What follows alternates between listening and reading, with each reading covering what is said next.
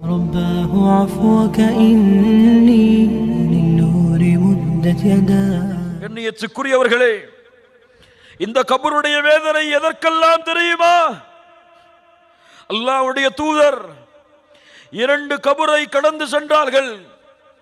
சொன்னார்கள், இன்னஹுமா லயுஅذிபான், இந்த இருவரும் வேதனை செய்யப்படுகிறார்கள் கபரிலே. ஏன்? ஒருவர் சிறுநீர் கழித்து சரியாக சுத்தம் செய்யவில்லை, இன்னொருவர் கோல் சொல்லிக் கொண்டு இந்த பூமியிலே திரிந்து கொண்டிருந்தார். சுப்ஹானல்லாஹ், விதிவிலக்காக முடியாது. சஅத் இப்னு முஆத் மரணிக்கிறார். ரசூலுல்லாஹ் ஸல்லல்லாஹு அலைஹி வஸல்லம் சொன்னார்கள், யா அல்லாஹ், ஹாதா அல்லதி தஹர்ரக லஹுல் அர்ஷ், இவருடைய மரணத்திற்காக அல்லாஹ்வுடைய அர்ஷ் ஆடுகிறது. யா ரப்பி, யா இலாஹி, இவருடைய மரணம் அல்லாஹ்வுடைய அர்ஷ் ஆடுகிறது. வானத்தின் கதவுகள் திறக்கப்பட்டிருக்கிறது. அவருடைய ஜனாசா தொழுகைக்கு அழைத்து செல்லும் பொழுது அல்லாஹ்வுடைய தூதர் கால்களை ஒதுக்கி வைத்து நடந்து வருகிறார்கள். ஏன்? 70,000 மலக்குமார்கள் அவருடைய ஜனாசாவில் கலந்து கொண்டிருக்கிறார்கள். ஏன்? அவ்வளவு அருள் பெற்ற, அவ்வளவு சிறப்பு பெற்ற, அவ்வளவு ஆற்றலுடைய அந்த உயிர் கபரிலே அடக்கப்பட்ட உடன் அல்லாஹ்வுடைய தூதருடைய முகம் சிவந்து விடுகிறது. ஏன்? அல்லாஹ்வுடைய தூதரே, சஅதை ஒரு முறை கபர் நெருக்கிவிட்டது. யா ஹஸ்ரதா, லா இலாஹ இல்லல்லாஹ். மலக்குகள் ஆஜரானார்கள். இவருடைய ஜனாசாவிற்காக அல்லாஹ்வுடைய அர்ஷ் ஆடியது. இப்படி சிறப்பு பெற்ற சஅத் அவருக்கு கபருடைய வேதனை என்றால் ஈமானின் பலகீனத்தில் பலகீனம், அல்லாஹ்வுடைய அச்சத்தில் கடைசி தரத்தில் கடைசி தரம், வணக்க வழிபாட்டில் அளவே சொல்ல முடியாத அளவு குறைவு. எம்மை போன்றவர்களுக்கெல்லாம் கபருடைய வேதனை இருக்காது என்று எண்ணிக்கொண்டிருந்தால் அது ஏமாற்றத்தை தவிர எதையும் கொடுக்காது. மூமின்களே,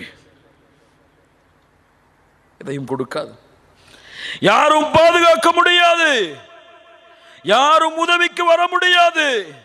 என் மனைவி நான் இல்லாமல் உறங்க மாட்டாள், வர முடியுமா கபருக்கு? என் குழந்தைகள் என்னை பார்க்காமல் உறங்க மாட்டார்கள், வர முடியுமா கபருக்கு? எனக்கு உதவி செய்வதற்கு இந்த உலகத்திலே எல்லா நாடுகளிலும் மனிதர்கள் இருக்கிறார்கள், வர முடியுமா? மூமின்களை சிந்தித்து பார்க்க வேண்டாமா?